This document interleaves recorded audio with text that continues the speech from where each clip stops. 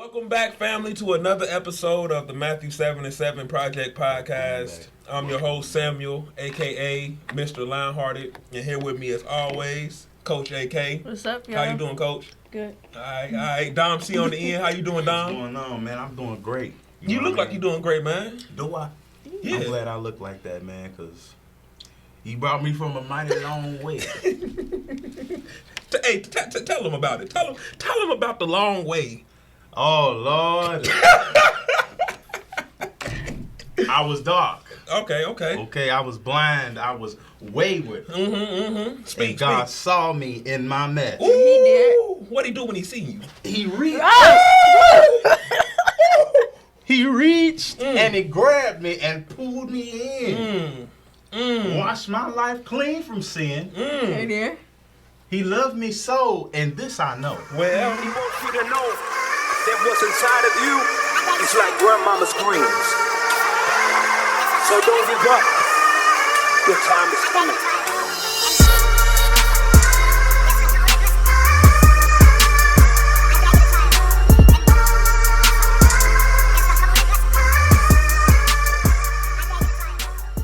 we got a good topic for you That'll be guys good. today. Oh man, hey, you know what? This has been the beginning of a great weekend. We in our Passover season. Yes. Tonight we got our Passover meal. I can't wait to get some of that lamb.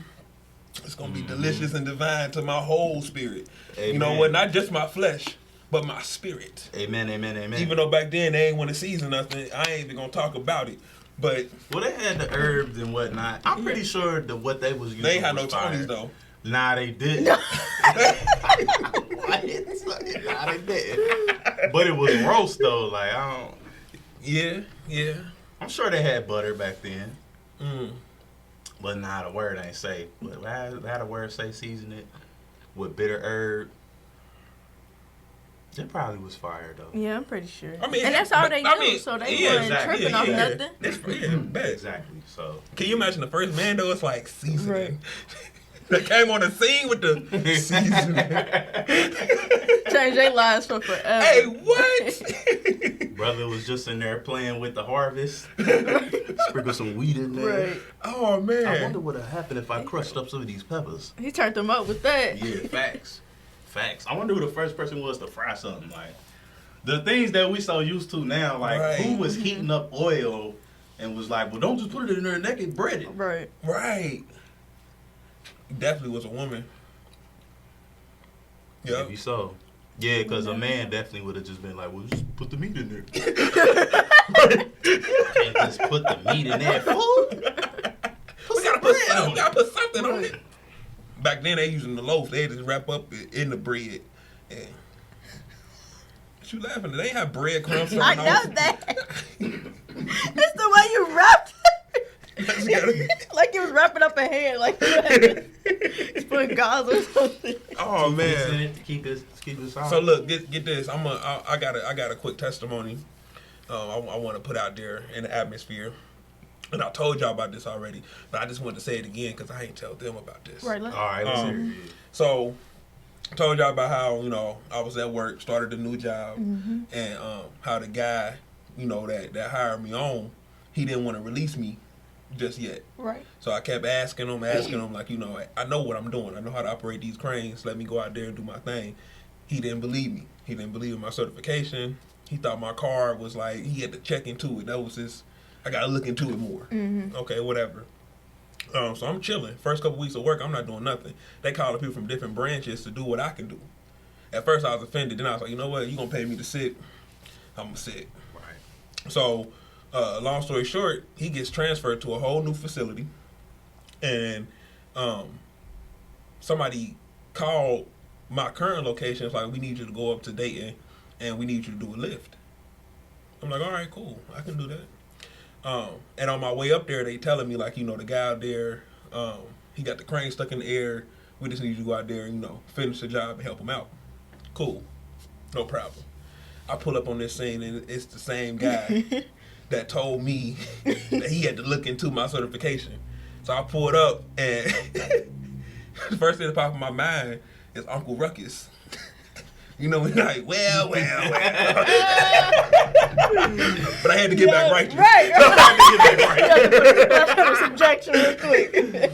So I went out there, boom, helped him out, finished the job in like 20 minutes, and he had all these questions. And, you know, I took some time to teach him and, you know, tell him why what happened. And I just thought that was like dope because the way God would, you know, what do you say? Prepare a table for you. Mm-hmm. Yeah, So right. it's amazing how, you know, when it really happens in your life, you know, it's like, oh dang, like talking about a full circle. Yeah. Mm-hmm. Full circle for real, indeed. Yep.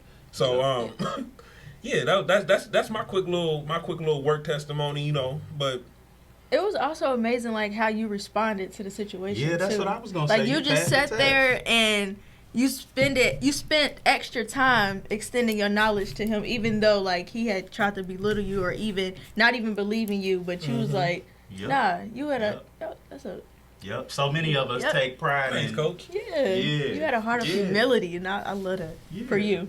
I love that That's for a you. part of the testimony. Yeah. Yeah. That's a part of the testimony because that was a test for you. Mm-hmm. It was a learning experience for him that he could grow, but it was a test for you too. Like you say you this, you say you that. All right, what you do if I put you in this situation and now you gotta, Right. you know? Right. And it's so many people that claim they saved that will tell you like, oh, you better than me because I would've. Right. You would have what? Which is nothing Right. to be proud of. Right. But that's what we do. Brag on the old man. That's what we do. The old version of us, we brag on them. Right. I would've. I ain't trading. I You would do watch it. him try to Since get it you down. don't Right. believe me, remember? You don't believe me. I'm gonna show you better than I can tell you. Right. Like, oh wow, But yeah, that was good, Sam. thank you, Yeah. thank you. I appreciate Proud of you. that. Yeah. You know, hey, Growth. You know, Yeah. I'm out here just trying to be the best vessel I can be. You know, I wake up in the morning, and I'm like, God, use me. You know, and when I walk out the house, no, you stop. This is a salvation commercial.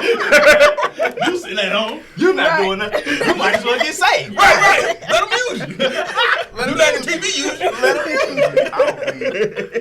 you. Yeah. Oh man.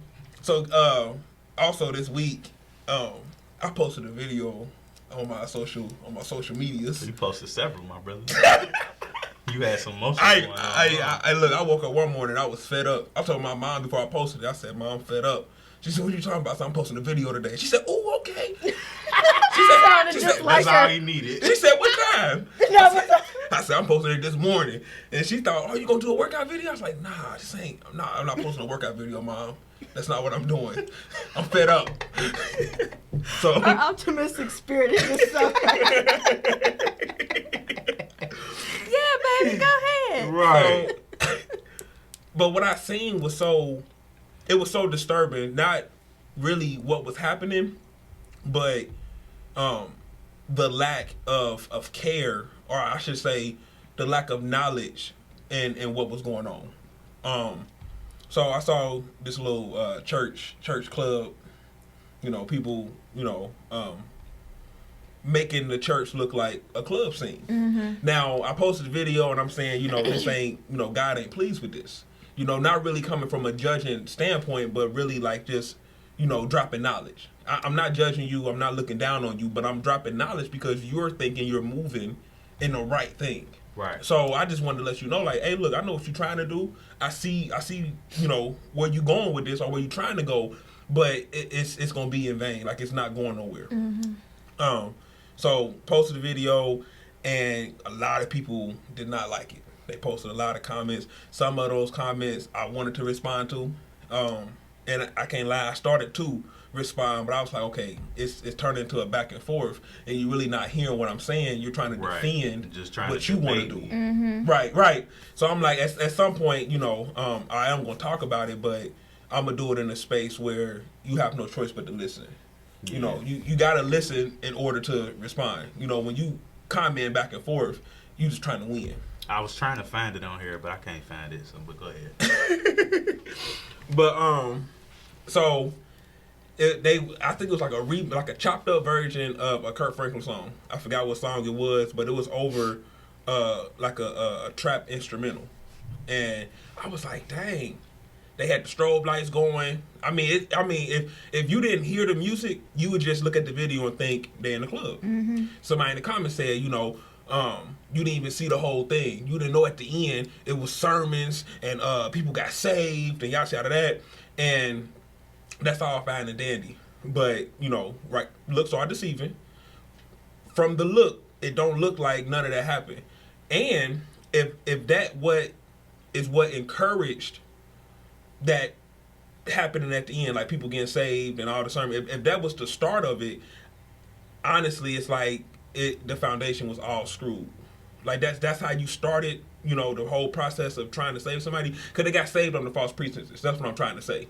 So, I can give my life to this because it looked like the life I'm supposed to be living. Right, yeah. So, I'm giving my life to this. Yeah, I gave my life to Christ because in the beginning, it started off as a club scene. So we can have the same scene, just different music. Mm-hmm. And God loves it. And my whole standpoint was you cannot take things from the world, try to mix it with God, and say we made it God. That's not how that go. I see what you're trying to do. I know your goal, but you can't use things from the world and then try to bring it over to God and make him accept it when he don't want it. Because whatever you're trying to do, what people hear, it reminds them of where they were, mm-hmm. or where you're trying to bring them out of. But when you're, making them feel comfortable, where they supposed to be different, it's like, I don't have to change. That's not real change. That's not real change. That's like getting off a drug and then, switching up with a different drug. Like I'm not doing crack no more, but I'm doing the medicated, what the doctor gave me. Like it's still a drug and it still got you hooked, mm-hmm. and it's, it's not helping you.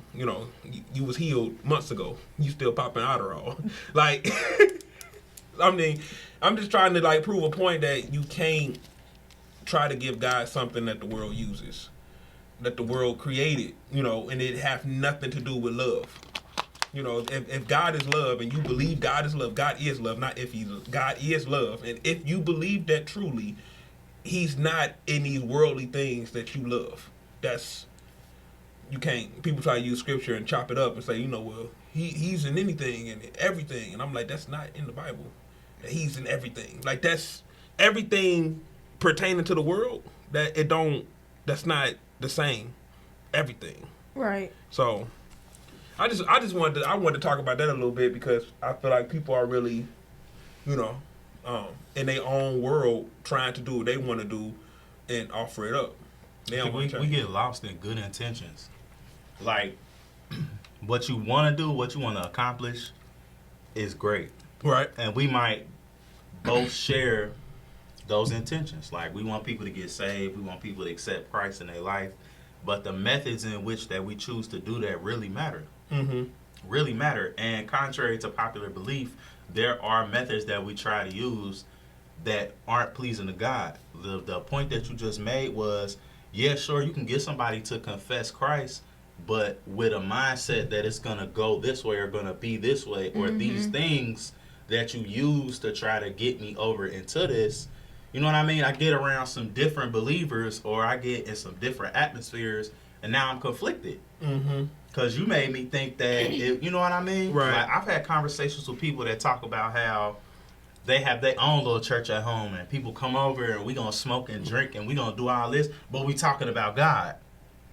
So that make everything cool because, you got to meet people where they are, and, you got to be willing to do this stuff because this is real. This is... Yeah, right. And, again, the intention. Cool, we share the same intention because this is about winning souls. The problem with that, like you said, is if I use a method that makes you feel comfortable where you are, you cannot receive newness because that's Christ. The new life, new heart, new attitude, new walk, everything new. How can you give me everything new and it don't cause me to even have a desire to change where I'm at? How everything gonna be new but me? Mm-hmm. Right. Like, everything's supposed to be new, like you saying, except me. When the Bible tells us, any man that be in Christ, he is a new creature. Old things are passed away. Behold, all things are become new.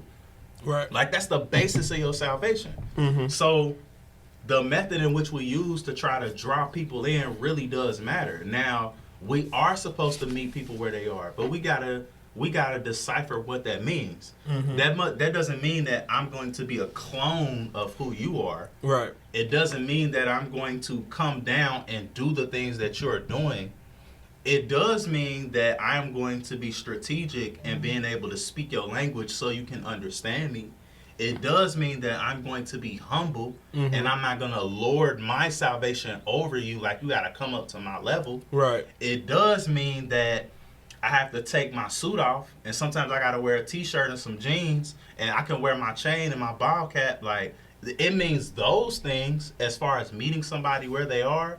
It does mean that instead of quoting scripture word for word, I changed my conversation and now it's just like we're talking and you don't know that I'm quoting script. Like, those types of methods are what we supposed to be using to win people because that's not stuff that's just gonna make you feel comfortable where you are. Right. And it's still encouraging you to change. Right. None of the things I just mentioned, had anything to do with trying to clone something that clone something that the world does. Right. That's where we get lost at. Yeah. We can take music, we can take culture, we can take things and we can lace them with God. But what we cannot take are specific practices that this is what the world does, the world created this and the world presented it to us, and we're going to take that and spin it. Right. That's what we can't do. Yeah. That's what we can't do. Like, that's Right. Yeah. That's where our intention get. And my money. perspective on it is, if our goal, and it is our goal and our purpose here is to help build the kingdom and help win souls to Christ, why are we not presenting them with the tools that we need in our everyday walk Because we already know, and we talked about this before, once you really lay down your life to Christ, you instantly become, the enemy's first-hand priority of targeting.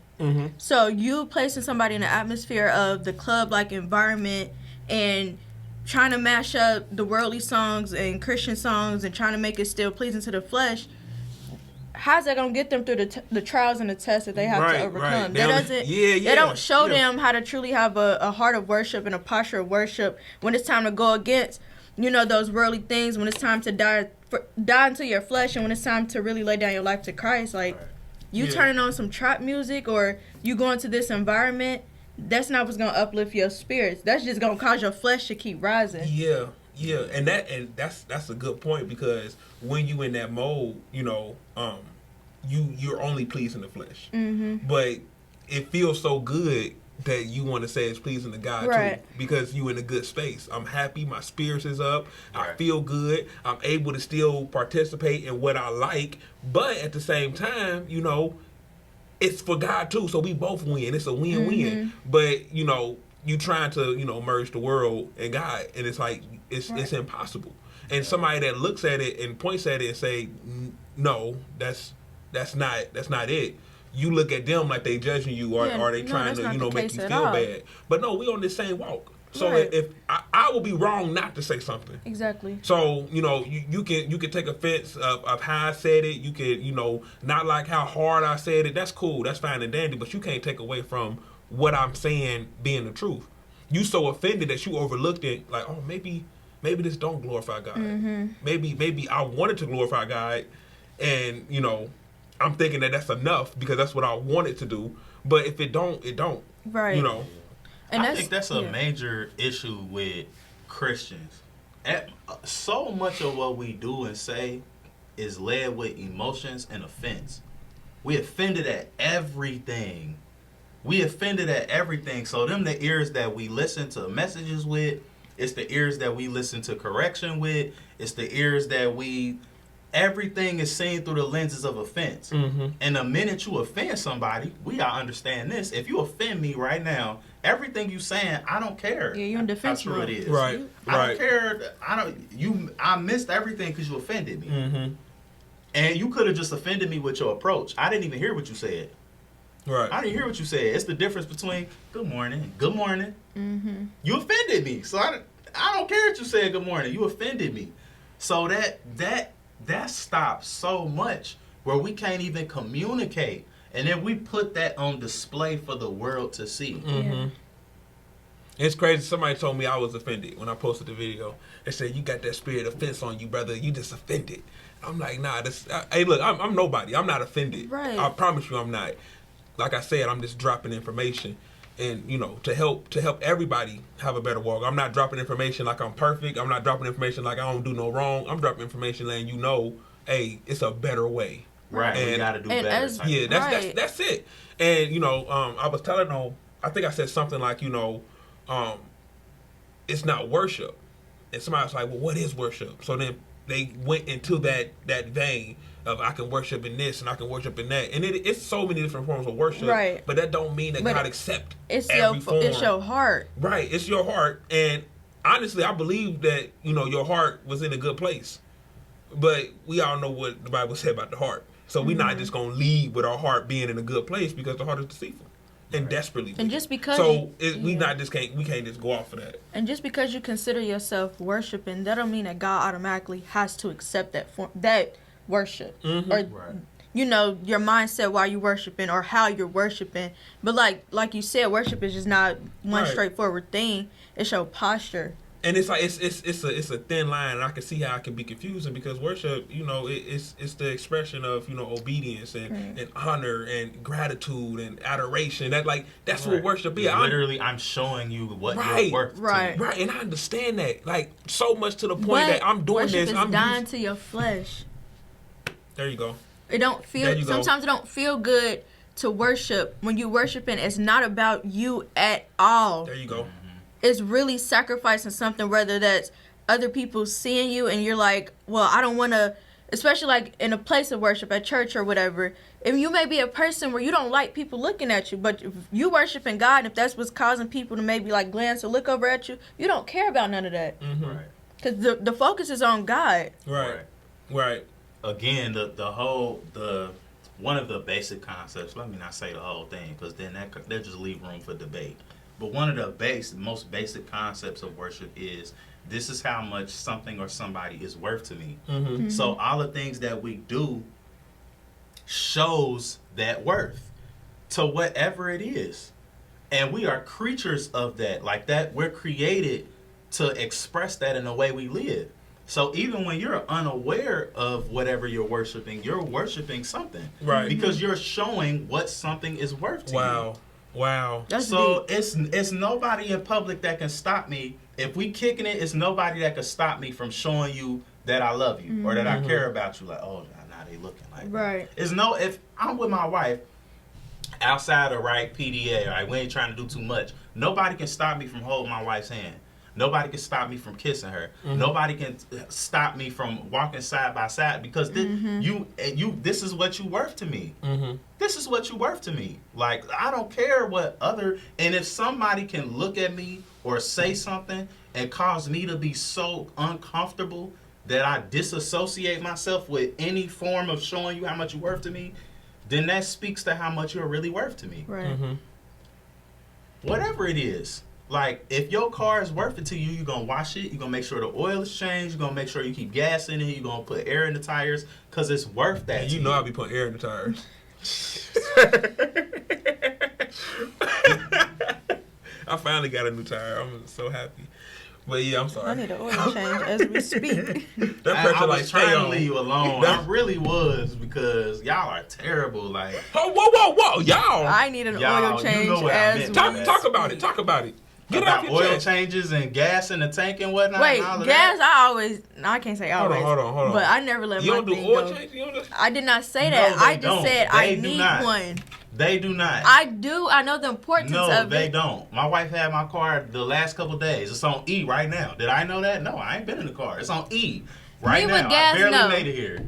When I turned the car off, it was like, ugh. Right. And to make it clear, he's not expecting her to put gas in the car. He just want to know that the car need gas in it. Because if I'm running somewhere and I'm rushing, I need to know. Right. I just don't want to get in. And I think it's oil oil changes. Like, I really need to just do that. Like.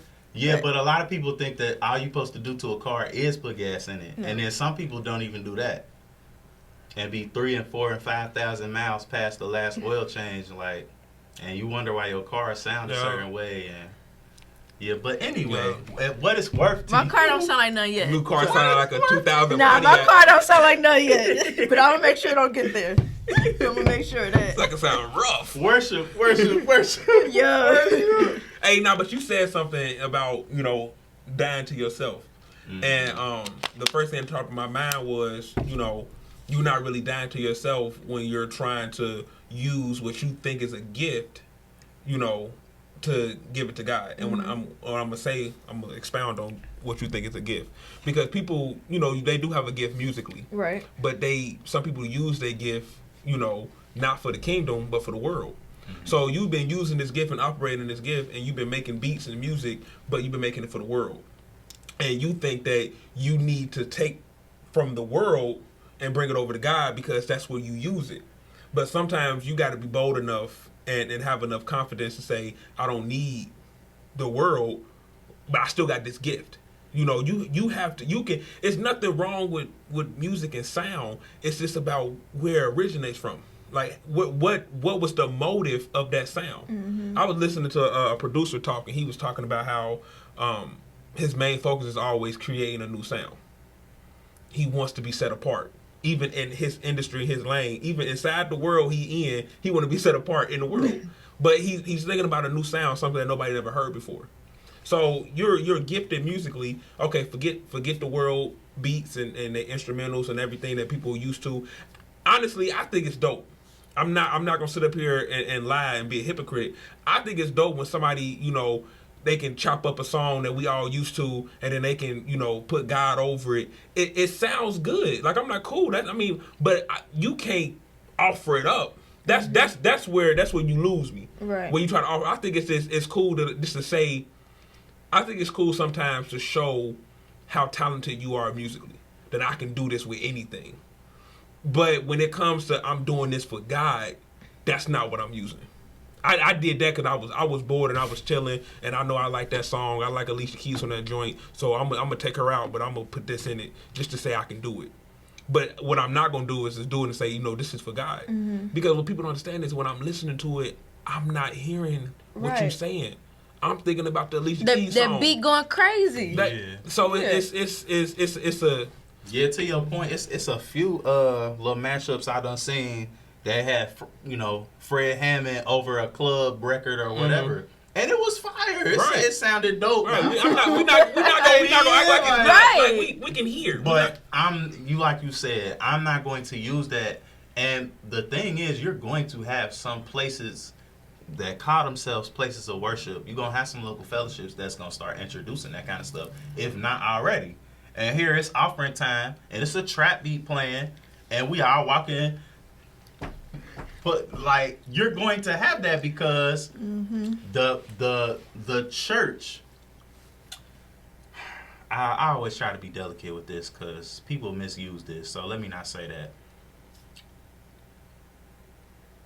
My thing is the vast majority of fellowships that's claiming to be the church are screwing up the idea of, like I said, meeting people where they at. Right. And doing things in a way that, because we are supposed to be fishers of men. Mm-hmm. So you do have to put certain things on your bait when you go fishing. Right. Mm-hmm. But what I'm not going to use is something that's going to kill you. Yeah, I want you to be here, but we never put nothing on the bait. Like a real fisherman that puts something on the hook, he don't put nothing on the hook that's gonna harm that fish, right? That's gonna make that fish sick, because we need you. So we're not gonna corrupt you, and it's kind of like you mess them up, because you get them in on this fake, and then they get confused and then they get hurt because they feel like you lied to them. Right. Because this is what you introduced to me. Mm-hmm. You told me I can feel like I'm in the club.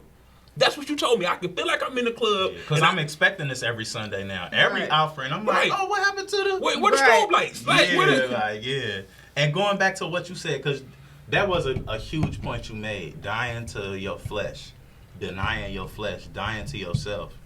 Like, anything that we incorporate from the world does not promote that. Right.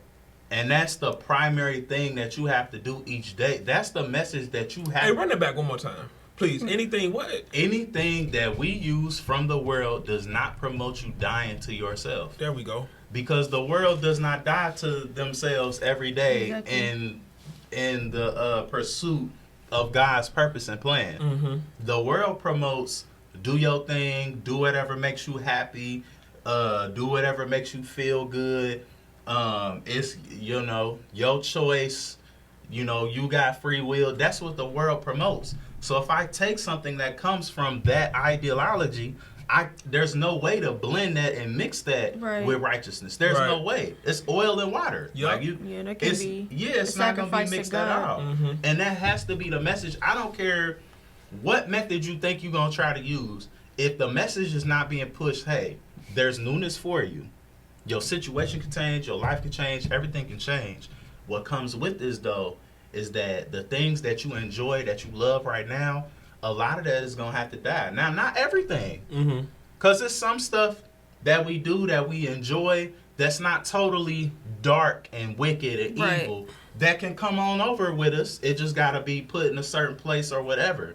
But majority of everything, it has to die. Because of the mind and the heart that you had when you were dealing and doing these different things. And the activities, whatever it was. Going to the club was never something that I went there because I wanted to better myself or other people. It just wasn't. Right. It just wasn't. So being saved now, if I was to go to a place like that, because let's have this conversation. Because this what comes up. Like, is it okay for Christians to be in these types of places ever? Because the thing about being a witness, which is your life being a testimony of how good God has been to you, and then the act, the verb, witnessing to people, it calls you to be in some places where, it's not a Christian establishment. There's no such thing as a Christian job. We talked about this before. There's no such thing as, you don't even hardly have Christian bookstores no more. Like, you got some faith-based businesses. Right. The majority of everywhere we go every day, when you go in Kroger, that's not Christian. Right. Like, you got to get your groceries, though. Right. Like, so you're going to be in these places and even called to go into places where they don't name the name of Christ. But there has to be a strategy that you're using, and you do need to truly be led by the Spirit to go into these places, because ministry will take you there. But if you go there and you just blend in and you don't look no different from anybody, I'm talking about as far as how you carry yourself. Right. I'm not talking about dress. You're not gonna go to the club with your Sunday's best on. Right. If you was, you know what what I mean? Like, do y'all understand what I'm saying? I Because I don't want to trip nobody up. Because sometimes some of the things we say can sound contradictory if you don't have a certain understanding. Right. So Your spiritual clothing. yeah, I get you. Yeah, like we don't want to blend in with the world in the way that we carry ourselves, the way that we talk, and the way that we live. That does not mean that we can't wear jeans and we can't wear nice clothes. It doesn't mean we can't wear jewelry. It doesn't mean that we can't drive nice cars. It doesn't mean that you know what I mean? Mm-hmm. Like, sometimes we don't make that distinction, and I think people get tripped up on that. And I think people have that question because they still want to be pleasing to their flesh. Because why are you going there? Like, let's break that down. Like, what's the reason? Because everything inside of that place, don't nothing promote God. Nothing is for the kingdom. You got, you drinking in there, you dancing to secular music, what you doing on the floor ain't holy. I mean, everything about that place doesn't say God. So why we going there? Now, some people, and I done been in situations where, somebody that I know and love, they having a birthday party or I get together and it's at this spot. And, you walk in and show your face and, happy birthday, yada, yada. And my thing is, like you saying, and that's the perfect opportunity to, walk in with a different thing on your mind. Walking in with God and being on a mission. I have no problem walking in and saying what's up and walking out.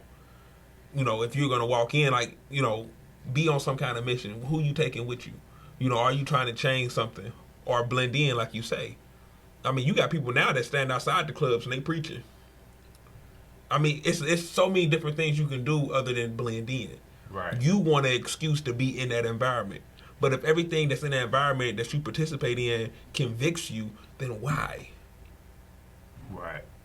Like, what's the point? And Like, that's when you Jesus gotta was know. with him because he was saving. Right. He was on a mission. You gotta know your weaknesses and what you're Relatable, still yeah. struggling with before you go into those places. And like that's what Dom said. You gotta really hear from the Spirit and know that this is God, because God, He will send you places to test you, but He just not gonna just blatantly just keep. You know, you get what I'm saying? Yeah, Like if I He know know you you can't not handle ready this, but to go handle there. that, and if Yeah. you in your heart, and your mind, and your spirit, and your walk with Christ, you know, okay, Lord, I'm not ready for that check. What do I need to do to prepare for that before I go into this place? I'm not Right. turning down the calling, but I want to be set up for success before I go in there. And test you, see if you're going to change up or not. Yeah. You've been with me in the dark. You've been praying with me. You've been talking with me. We've been best friends. Now you got to go in this environment. Right, You going right, to change up? You still know me? When people say what you been doing, what you going to tell them? Like, you know, how you going to act? Yeah. So, I mean, sometimes, we do it as humans. How you going to act when you around these different people? Because you got to be with them. You here. You in the world. But, you know, people, like you saying, the whole blending thing, the whole blending in is being of it, not in it. So once you start blending, you're being of, because you wanna mix in. I don't want nobody to feel too bad. I don't want them to feel, you know, uncomfortable around me. I want them to be themselves. So for them to be themselves, you not gonna be yourself. Right. But you're supposed to be yourself, and they're supposed to encourage them to be who they are. So then from that place of who they are, they can know what changes they need to make, where they need to go from there. Nobody's telling you to walk in a room and then look at somebody and say something, and then they just change their life.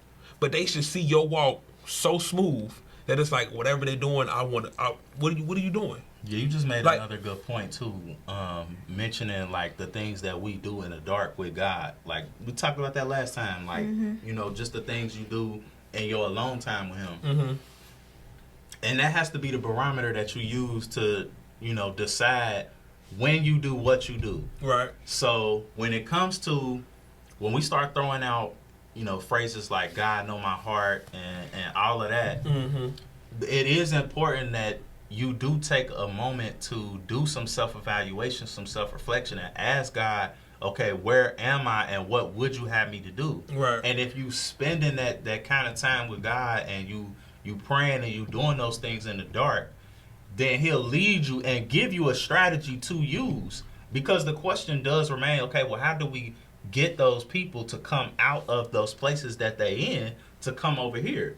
Where they can be saved, where they can be filled, where they can be... First, they got to know that they in a different place, and they need to come over here. They need to see some kind of distinction. Right. So right. while you blending and making them feel comfortable, they don't even know it's a distinction. They don't even know it's somewhere they need to be. Right. Because you here with me. And then out of the blue, on a random Wednesday, you ask me to go to Bible class? Like, Right. what? But, you know, knowing that we, the church, we're called outside of the four walls. We're called to minister to people. Mhm. That we do have to be in some places that don't mimic or don't, you know, replicate the church house. Right. We need to make sure that we're being led in a way where the strategies and the methods that we use Mhm. are really coming from God. Right. And you know, God will not give us a strategy to use that the world is using. He won't do that. That's good. He won't do that because then how do we know who's using, where did this really come from? Right.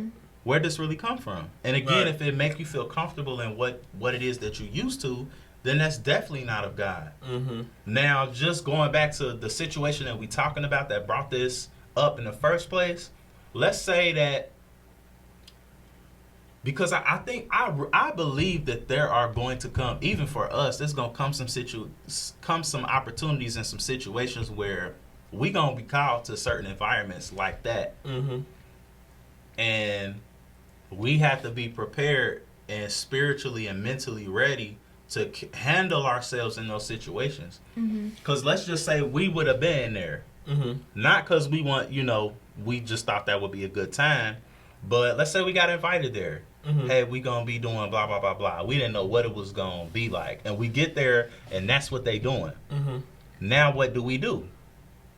Mm. What's our next move? Whoever it was claimed that people ended up getting saved and blah, blah, blah in that situation. I wonder if it was because there were maybe a few people there. You gotta have that Steve Urkel spirit. I watched the episode. What? I watched. Listen. I watched the episode of Family Matters, and this dude was at the opera. They singing. Everybody, you know how opera is. Everybody ain't listening. He say, "Stop, stop." You can hear the violin. Stop the whole production. I can't do it. This ain't right. Just walk in there and start yelling, "Stop!" I'm weak. The way he be able to correlate stuff. Yeah, like what? Nah. Like he was watching that as a kid, like this is gonna be a word one day. Like, huh? But nah, that's a joke. That's not. You can't walk in and say. I mean, you can, but that's not gonna be. Yeah, it's probably not gonna yield the result you're looking for. So you just have to make sure that you are spiritually and mentally where you need to be, because there will be opportunities that come like that. But don't be the person that create that opportunity using stuff that the world has given you. And you know what's good? If you're truly called there, because going off of what you're saying, if you're truly called there and God needs you to be there, He already knows what's going on. Right. So if you're there for a reason, whether you're supposed to be speaking or, somebody invited you, whatever reason you're there, He already knows what's going on. So you're already prepared to know what to do in that situation. So what do I do in that situation? You allow Christ to use you, and you be yourself, because for whatever reason He allowed you to enter that place. Mm-hmm. If you're a speaker and you're supposed to speak in a place like that, I guarantee your message is about what you just saw, and you didn't even know you was gonna see it. Mm-hmm. If you was truly supposed to be there and you let Holy Spirit use you, and you don't, do your own little thing, you ain't going rogue on your messages. But I feel like you're already prepared, because people will ask, like, what I'm supposed to do.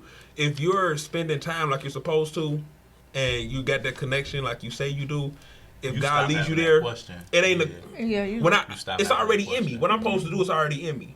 So if I'm gonna let God use me, I'm gonna let Him use me. We think so hard and overthink so much that we think ourselves out of being used. Right. Like you didn't gyps yourself out of the opportunity to be used because you're thinking too much. Mm-hmm. You being used so you know how to think. Mm-hmm. What you thinking about? Right. Let Him use you. Now that's a good point though. That's a very good point. I can attest to that myself. Spending too much time thinking instead of just continuing to prepare your heart in the forward time. Then you get to the situation you don't have to think. Mm-hmm. You don't have to. What am I gonna say? What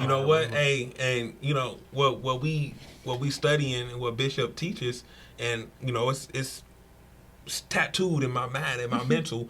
You don't have to think about what would Jesus do if you're being who He is. Would be, yeah. That's it. That's all you have to do. I don't have to pray and what would Jesus do in this moment? WWID. What would Jesus do? Like it ain't about that, because if you would be who Jesus would be, then what He would do would come naturally. Right. I'm just moving how He moves. Because you could do something that you think Jesus would do, and then your heart not be in the right place, so it don't even be effective. Like you wanted it to be. Right. And now your intention done went down the drain. Yeah. Good intention does not outweigh your heart being, aligned with God. Right. Mm-hmm. Yep. But people, they think that, their intentions was good. So a lot of people that had good intentions, and they in a place that they never thought they'd be right now. I mean, Lucifer had good intentions, didn't he? I mean, I'm just going to exalt myself and take over the throne, hold it down. Hold it down. Big dog. Give you a break. Yeah. Let me help you. I got this. Right. You've been running it up here. I've seen what you've been doing. It's my turn. We've been doing this for a while. I mean, me and the homies just think.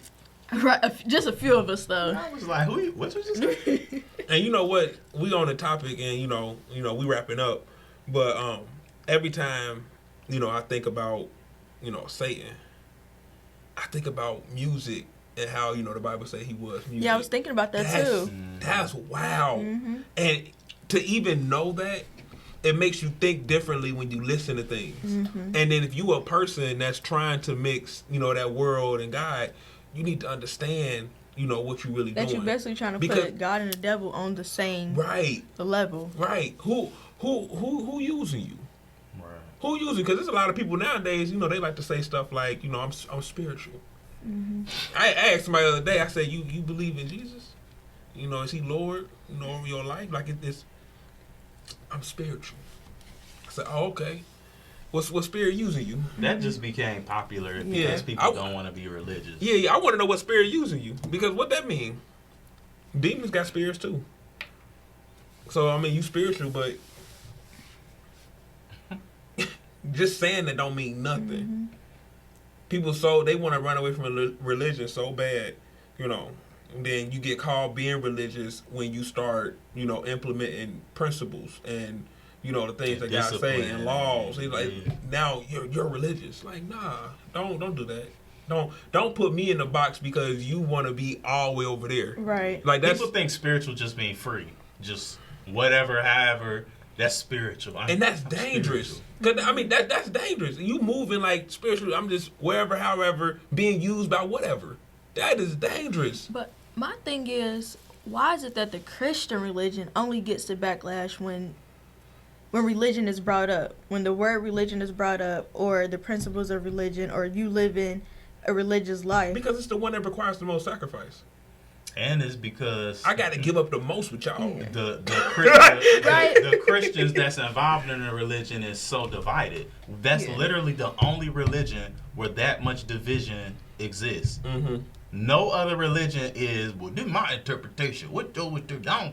Right. No other religion move like that. Exactly. None, They zero. all. That is true. They If all you know, Muslim, like, you gonna be Muslim. And Right. this is how you be Muslim. Right. Mhm. If you gonna be Jewish, this Yeah. this how you gonna Right. but like, Christian? would it be in like Your own interpretation. Right. I said this to you the other day. I'm like, look, you are entitled to your own interpretation. It's yours. And hey, that's cool. But know that it can still be wrong if it is not what God said. Own your interpretation, but don't try to put it on other people because it's yours. Because if it ain't God's, it's wrong. Mm-hmm. Who are you to tell me it's wrong? Who am I? Who am I to tell you it's wrong?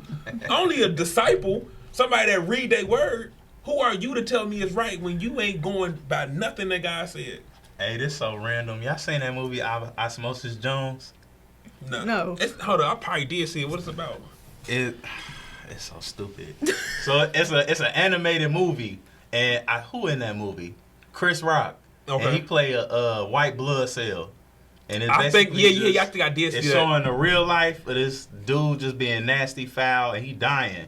He got Ebola or something. But on the inside, it's showing all the cells and stuff, like in cartoon form. Mm-hmm. And Osmosis Jones, the white blood cell, teamed up with a pill, and they trying to save dude from dying. Right. And the bad guy was some virus or something. But just this so random. But I gotta say it because it's me. Because whenever somebody be like, who am I? It just make me think of this scene in a movie where they in the club, and it's Club Zit. So it's a zit in his forehead, and they holding the club in there anyway. You know it Okay. was popping. Yeah, so they sneak into the little bad guy lair. It pop. Come on now, you gotta follow me. Yeah. But look. So they in the club, and they sneak into the little bad guy meeting, and they talking about what they gonna do and how they gonna kill him. And so it get to him, because he keeps saying corny stuff trying to foil they plan. Like, nah, I don't think we should do that. Right. And so one of the bad dudes was just like, who are you? He's Right. like, who am I? Who am I? I'm a bad booty shaking picanosis. Hey, stop. Stop. Whenever somebody say that, I just think of that scene. It wasn't nothing deep or revelational. Inside the mind of damn. That's all. Oh man, who am I? I like the inside Who am I? I'm a Holy Ghost filled, blood covered, sanctified man of God. That's who I am. Who is you? Oh man. Hey, Kay, you got anything? We wrapping up. Wrap it up. I just like. I feel like we had a great conversation, and I just really hope and pray that it reaches who needs to see this, and even those who don't even think they needed to hear this. That's just my hopes right now and my prayer. But just like the importance of worship. Worship is very, very big. Worship can get you out of things that you could feel like you're gonna be stuck in for the rest of your life. But just because you take the time to worship and surrender to God and to really focus on Him and who He is, like, that could change your whole life. Worship does change you. Mm-hmm. And we have to know how to properly worship. And we can't, as Christians and as believers and us trying to build the kingdom, we can't be giving people, false information when it comes to worship, because worship is our weapon overall. Like, Giving people guns at gym. we can do so much with worship, and then especially when you're able to come together with people and y'all worship the right way,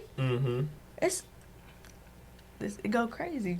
When God is there and in that presence and in that atmosphere, so much can happen with true worship.